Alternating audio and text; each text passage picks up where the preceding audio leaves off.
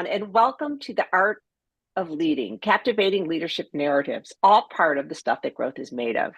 I'm excited to introduce you to Ken Eslick. Ken is the founder and president of the Leaders Lab and was a member of my Vistage CEO Peer Advisory Group. Hello, Ken. I'm so glad to be talking to you today. I am a Hey, fan.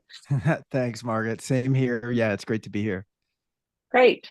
So I thought we could start our discussion by you sharing an overview of what is the Leaders Lab?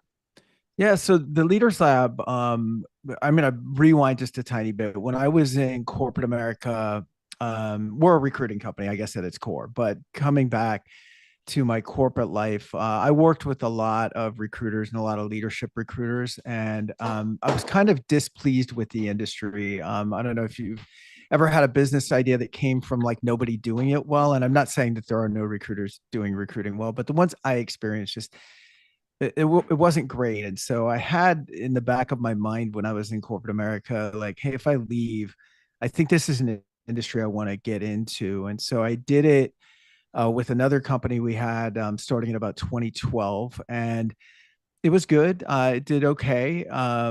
It what you can tell by my speech pattern that it wasn't everything I wanted it to be, probably. So along the way, I got trained in some other things, personal development, Tony Robbins, stuff like that. And when COVID hit, it was kind of a great reset for us that allowed us to go, what do we really want to be? Because recruiting went to kind of zero. And it was like, how do I take kind of what we've done in life and create a brand around that and really niche down what we're doing? And so my wife and I talked about it, Shannon, and said, we're passionate about leaders, we're passionate about leadership, we're passionate about coaching.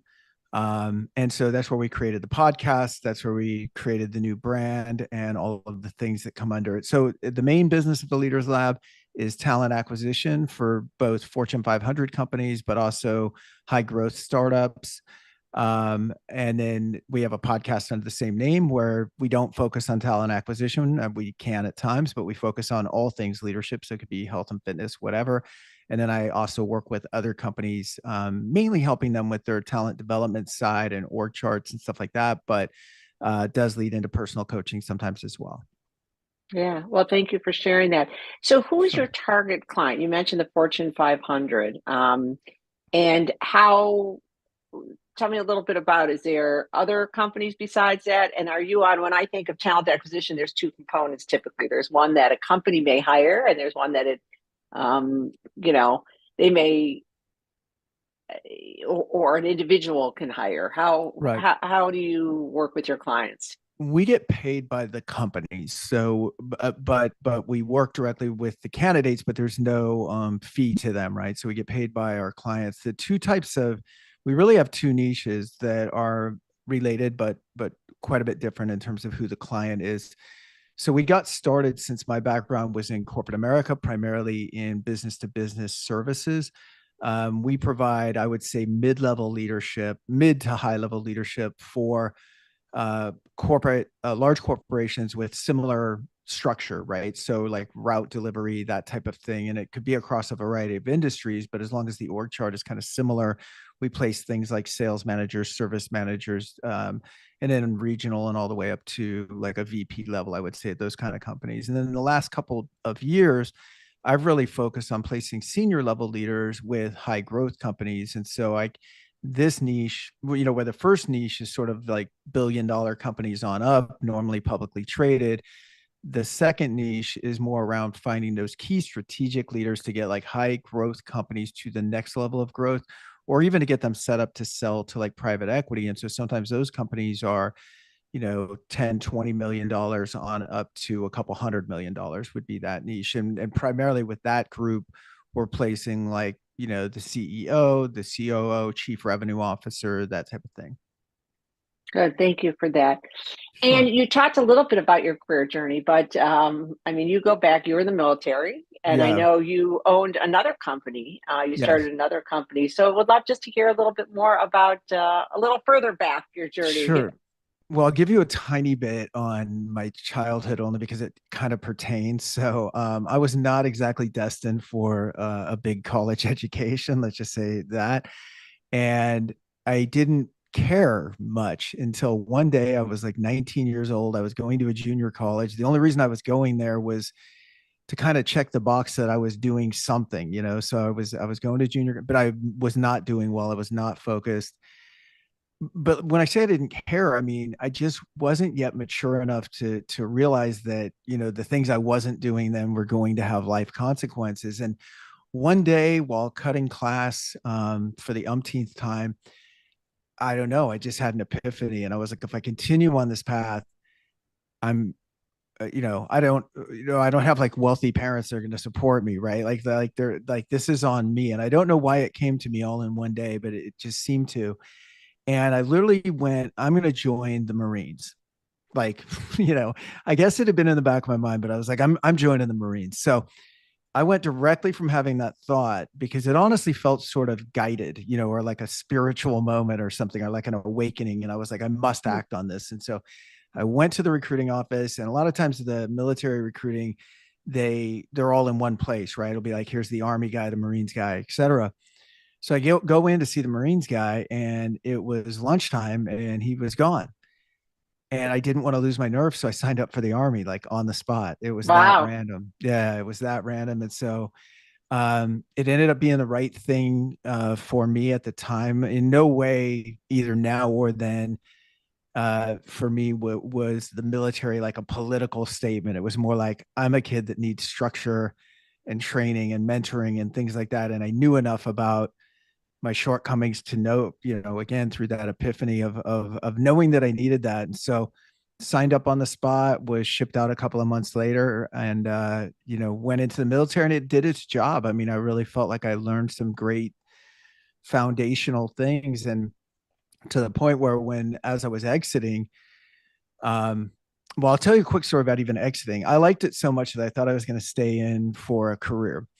And my first duty station outside of your initial training was Berlin, Germany. And this is, I'm dating myself here, but this is before the Berlin Wall came down, Although right you don't look before. like you could be that old. I've Oh, said well, that to you before. thank you. But I was there, and I actually got to be a guard at Checkpoint Charlie and all this stuff, you know, at the tail end of the Cold War.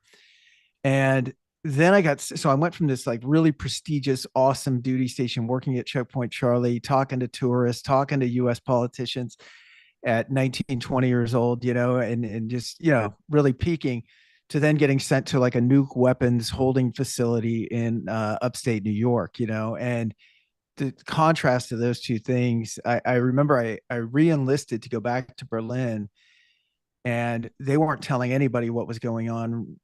But you know, behind the scenes, we know now, looking back, you know, communism was failing, and you know, that was going down. And so our orders, I re-enlisted for Berlin, got my orders canceled for Berlin with no explanation, just like, hey, you can pick any other place you want, but you're not going there, or you can get out because we you know, didn't come through on our end of your contract.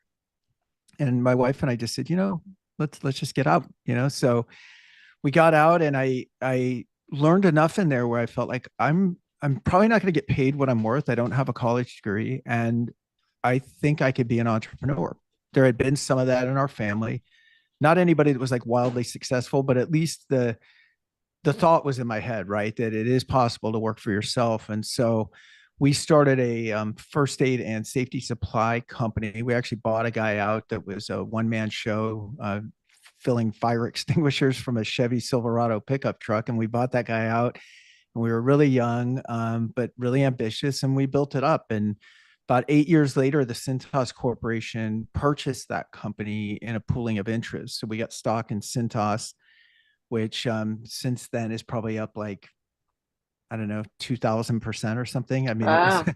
yeah, they're a really good company with a really good track record. And I ended up spending like 14 years there and learning from some of the best leaders I've ever worked with.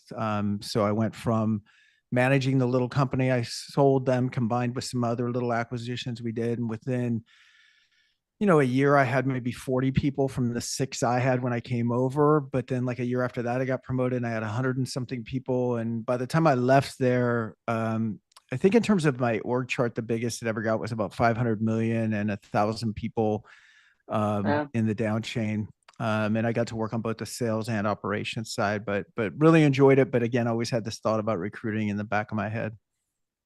That's a great story. It's so interesting as you're talking. It is so true. It's so hard. And I think even now it's expected more, but I'm older than you, I'm sure. But it's just having that foresight to say, hey, the track I'm on right now, and you're in high school or Yeah. whatever, is going to have a negative impact later on. I mean, who thinks about those things? I didn't, at least, Well, no, and it's in high school. Yeah. and I, it's not I, like I couldn't connect the dots. I agree. And it's not like there wasn't people or signs, telling me they were all around Yeah. me. You know what I mean? Like Yeah. I was couch surfing at my parents' friends' guest houses and stuff like that. I just didn't have, I don't know if it's like lack of self-worth or self-pride, but I was like, whatever, like I'm having fun. Right. That was the number one name of the game. And then it was like, this isn't going to be fun anymore. Right. This isn't going Yeah. to be fun long term. Well, And you're still growing up. I mean, yeah, it's really interesting. What a great story and great journey. And look where you thank are. you. Look at the experience you've had. So thank you for sharing that. Yeah. I So don't, even yeah, go ahead. Sorry. I was gonna say I don't regret any of that. I don't regret having to be independent when I was a kid. It all leads to kind of where you are. You know what I mean? And Absolutely. even the military, like I wouldn't want my own kids joining the military because of everything that's going on now. Back then, there wasn't a lot of actual bloodshed. At that time in the '80s and or late '80s, and you know. But for me at that time, it was absolutely the right thing. Yeah. Well, the Yeah, discipline, there's a lot of things I think that come with, that they teach and they continue to teach. totally. So on that note, if you were to go back in time, what advice would you give your younger self? I think I'd say this is kind of a heavy topic, I guess, in a way. But if when people say like, "Oh, I've got a lot of baggage," or "Someone's got a lot of baggage," and it's like when you think about baggage, whoever coined that phrase, it's kind of genius when you think about it, because baggage is something you lug around, right? Baggage is something you care about. And I had a lot of stuff from growing up that I think I carried into my career that was undealt with, like even when I went into like corporate life and stuff like that. And I think until I really addressed that, it was hard to I wouldn't say I hadn't thrived before that, but to really feel fulfilled. And so if I gave my younger self some advice, I think it would be, deal with the stuff you got to deal with. Like don't avoid it. If you've got issues around your childhood or even issues around money management or issues around whatever, avoidance is not the path to success or fulfillment. No, thank you for sharing that. And Sure. probably something that resonates, I'm sure, with a lot of people who are listening to this. So thank you for Sure. that. Of course. When you look back in your early leadership roles, and that may be in the Army, it may be the first company you owned, or maybe later on in corporate America, what were some of the challenges that you faced? I think I did really well in the military kind of immediately. Like I flocked to that system of leadership, which was both a blessing and a curse. It was a blessing while I was in the military because if you think about it in the military, everybody is there, even if they voluntarily signed up, you don't voluntarily sign out until you know what I mean? Like you're Mhm. committed. You're there, right? You're there unless you want to be like dishonorably discharged or something that's really going to impact your life, right? So you're there. So as a leader, you can really, drive people. I don't think this was my style, but you can drive people through. There's a reason something's called a lawful order, right? We all see that in the movies. Like I've given you a lawful order. It's like you don't get to do that in a company, right? You don't say I've given you a Right. lawful order. No one cares. They can just walk out the door. So I think in the military, like I learned, how to lead effectively, but not so much how to lead effectively with really challenging people. Because in the military, they just had to do it. In the early days of my business, that became a little bit different. Like people didn't just do what you told them to do. And in the military, it was 24/7 too. I mean, it was like if you told them what to do at 2 in the morning, they had to do it. Yeah. So there were some things that I probably went into both my own company leadership with a little bit of blinders on, like why doesn't everybody just do everything they're supposed to do when you tell them to do it, kind of, right? Not a super high degree of emotional, or they call it EQ or emotional IQ. And so if I could do that again, I would say just, yeah, more focus on putting yourself in the other person's shoes and understanding like where they're coming from and what their model of the world is and why they do the things they do, and that everybody's not cut out the same. I think Yeah. again, in a militaristic environment, it assumes everybody's kind of cut out the same. They're all here for a reason. You're all following the mission and you do it and you don't talk back and you just go. And that doesn't, while it serves the military well, it doesn't serve, Right. anything else very well. Yeah. That's interesting. And also what I thought about as you were talking is there's also a difference between leading and managing. Totally. And managing, I think about even I spent many years, so almost 25 years in a partnership, which is even different. How you have to lead in a partnership, which is Oh a yeah. very matrix organization, even puts another complexity to it. So there is very different things. And it is interesting just to hear, again, not being in the military, I never really thought about it, but it's really an interesting point is that, hey, they're there, they're going to listen to you. And that is very different in terms of, outside that kind of environment. Totally. And I think when Yeah. we're interviewing people coming from a system like the military or even athletics are sometimes similar in structure, it's everybody thinks they're a good leader if they're getting good results, right? Within the system that they're in. And what we're trying to dig for is, okay, do you actually have the EQ to then take what you've learned there, which is probably a really good skill set, but can you then apply it to, this corporate environment or small business environment or whatever it might be? Yeah. That's interesting. So you talked about early on a little bit about some changes you made in your life around COVID and that time. Yeah. Um, businesses, I mean, it was very challenging for a lot of different industries for sure. And Yeah. even in the recruiting, I have a very good friend who said that, I mean, companies were just, stuck. I mean, they just Right. didn't know what the path forward was going to be, which has a direct impact on anyone who's doing recruiting and all the way down the chain.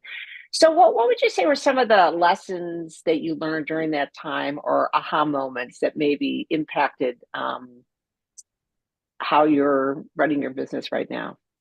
There were so many. COVID was like profound for us. And I sometimes feel like I have to choose my words carefully when I say things like, oh, it was a blessing. And I'm like, obviously it wasn't a blessing, to the world.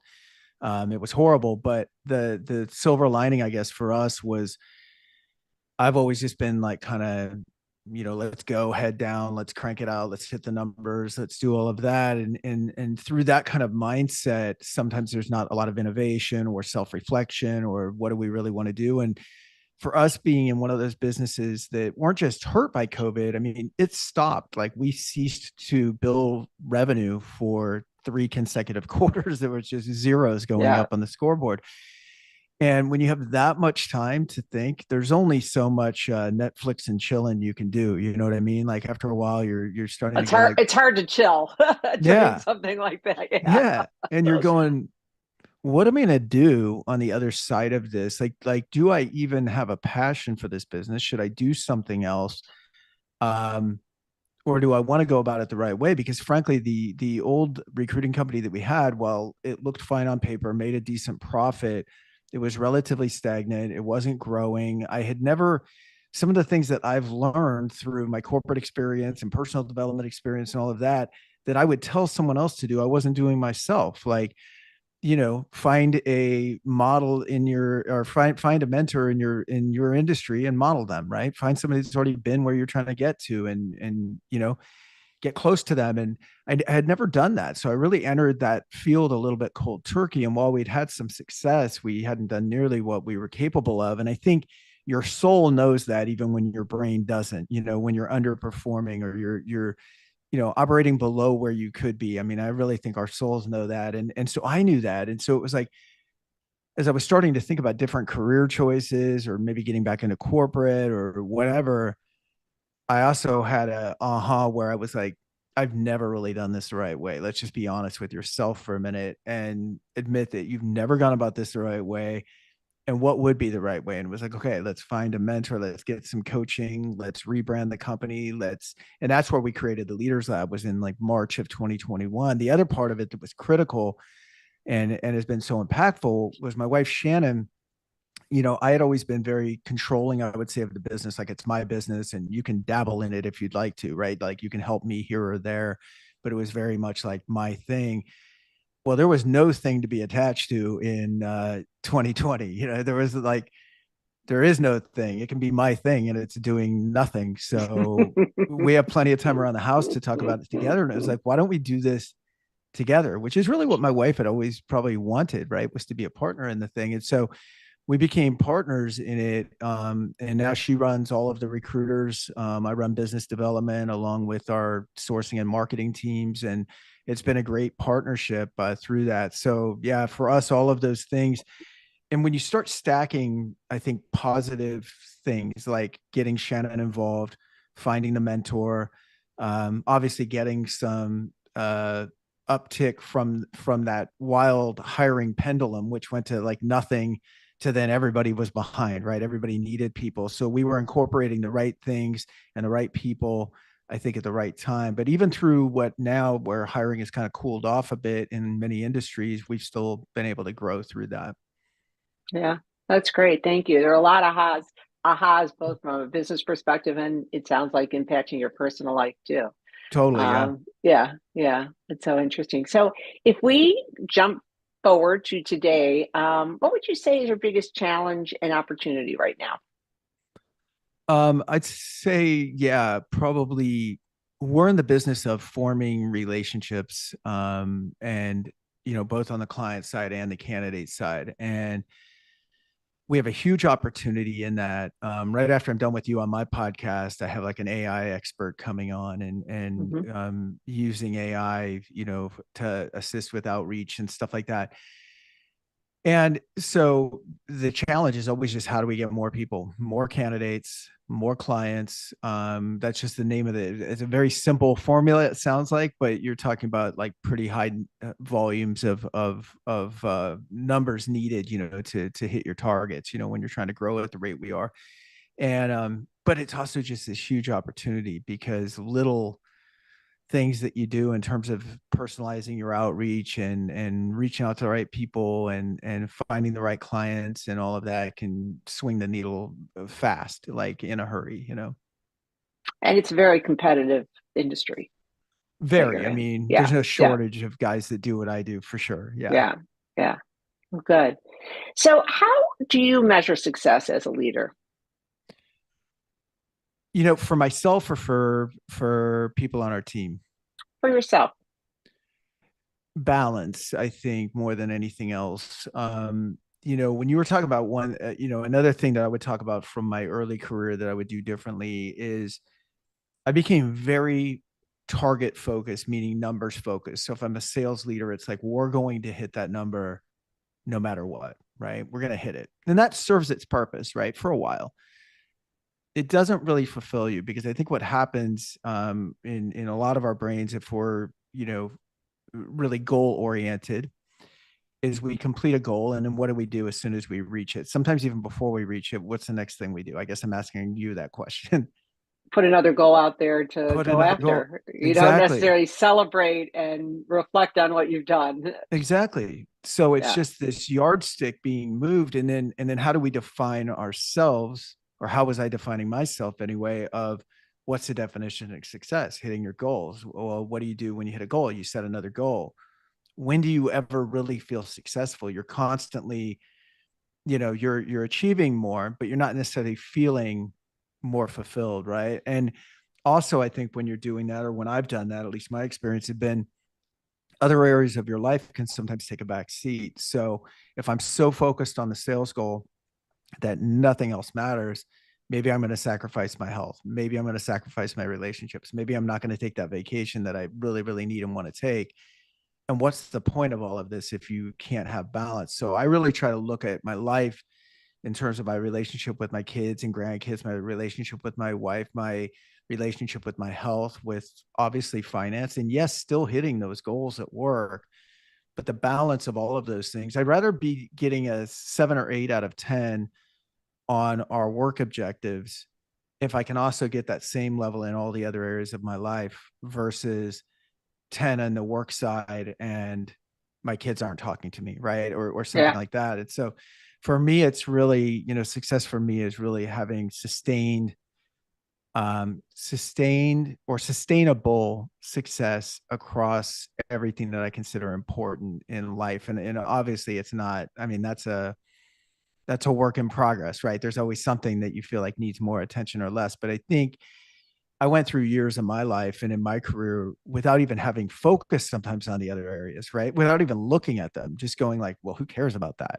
Who cares about my, relationships or whatever? I'm doing this Or right now. I'll get to that, I'll right? get I'll to it get to later. that at some point. That's right. Right. Right. And I think even now, even saying this the way I am, I still think there's times where it makes sense to be intentionally out of balance. What I mean by that is, let's say you and I were starting a new venture today, and we know that in the next 6 months we want to do fundraising. We've got to get a prototype out. We've got to do all this different stuff. We know we're going to be out of balance. That's okay, right? As long as I think it's structured and it's over a period of time and not for the rest of our lives. But I think some of the habits I formed when I was in my 20s, which led to financial success and career success, sometimes also had their consequences. Not stuff that I couldn't Yeah. repair eventually, thank God. But yeah, I would, I think everybody in their 20s, I shouldn't say everybody, but I think so many people, so many of us in our 20s that are career minded, it is very much that I'll get to it later. And then when you see someone that's 50 years old and lonely with a decent bank account, but it's like, who cares, Yeah. I think that's very wise, and it is always a work in progress, right? I Yeah, mean, but just that it's top of mind for you is great, because I think I know I get challenged with that and have along the way, sure. balancing it all and figuring out how do you get it all. And sometimes you can get it all, but not at the same time. So you're right. Right. Certain things may pop up, something you have to focus on, but how do you then keep it top of mind? So you're really trying to balance that over time. So yeah, well, Yeah. thank you for sharing that. It's important. No problem. I mean, I think I would love. I mean, it took me until well into my 40s, maybe early 50s, to even start worrying about that balance. You know what I mean? And Yeah, and I would have loved to have started that conversation with yeah, myself in my mid 20s. yeah, yeah. And you know what? In some ways, I think some of the younger people, and maybe because of COVID or around COVID, are more focused on that balance. For Um, sure. I see it yeah, much more with our kids, and hopefully, some of that's through how they're growing up, maybe things that we've talked to them about how we would do things differently because we're pretty open about it. But I do see that with them. I yeah, see them being career minded and successful, but also with, a much more balance than I think I had at their age. yeah, yeah. That's great. So changing topics, Yeah. it's always interesting to hear how leaders stay sharp and Mhm. stay growing in things. And you have a podcast. It sounds like you're talking about a lot of different things. We actually have an AI speaker coming to our next Vistage event as well. It's a hot topic, but would love just to hear, what are you reading right now? Yeah. So it's funny. I'm always embarrassed to say this, and I don't know why, but I don't do great at sitting down with 300 pages. My brain doesn't work that way. I want to know like what's the takeaway from this, right? So Hmm. I don't know if you've heard of Blinkist, you probably have, or Hmm. it's like audio book summaries in like 15 minutes. If I like it enough and I don't feel like I got the context of the book, then I'll buy the book, you know what I mean, and dive in a little bit deeper. But I go crazy on Blinkist. So I'm like, couple, three, sometimes Blinkist books a week. I tend to focus. I do like an output from a book. I'm not a guy that's probably going to sit down and like read a 300-page novel. That's just a story. I mean, I'm usually like, stuff like Atomic Habits, or someone just sent me a book, The Power of Giving Away Your Power, and I just started reading that, and I thought that was really cool. But I'll create my book list, and then I just like go look on Blinkist for like, where are these things, and like, how and I what I do to make sure it sinks in is I take really strong notes. Even though it'll give you the summary, I feel like there's something in my brain or in our brains that, when you write it down, it kind of I seems to agree. stick. And yeah, you see me at your meetings, I'm a crazy note Yeah, taker, so yeah. yeah, that's great. Well, and you know what? So you found, everyone digests and takes in and gives information in different ways. So I think that's great that there's a tool like that, or an application like that that provides you with what works best for you. It's so interesting. One of the books that we are reading now that has some really great actions and takeaways, it actually could be one of the best leadership books I've read in a really long time. It's called Why. I think the best CEOs are lazy, I think is the Oh, I name of the saw book. that. Yeah, yeah. It's really good. I highly recommend that. And again, it's a quick read, very actionable. So we had that for one of our book club books that we're going to be talking about on Tuesday, but it's really good. So, That, well, that good. I wrote that down again, so I'll make Yeah, sure to look that yeah. one up. So, well, first of all, thank you so much for your time. In Of course. closing, would love to hear from what you think are some of the what I call critical success factors or secret sauce in terms of being an effective leader today. Well, I think, as simple as this might sound, I think being a great leader of yourself is. I feel like there's too many people too many leaders asking things of people when they're not really executing well themselves. And I think for any business owner, the foundation of that is, again, with balance. So looking at all the gardens of life and then going, what do I need to do in these areas to really be good? Setting up a weekly calendar around that, breaking that into like days, and actually when you're in this higher version of yourself. So I normally do it on the weekends when I'm not under pressure, is setting up my week with my outcomes, making sure I have the right resources to get the things done. What are all my appointments? What podcasts am I on? Who's coming on my podcast? What client meetings do I have? And then fitting in like, oh, I'm going to want to work out 5 times this week too. So where's that going? When's that happening? And, when people talk about being their own boss, I mean, I think for me, it's like then be your own boss, meaning I think a lot of people say that because they want freedom. And I'm like, if you're running your business right, whether it's a couple million or a couple 100 million, the freedom comes later to me. If you're building it, do you know what I mean? The freedom of not having a schedule comes later. I think at the beginning it's being very disciplined and intentional with your time.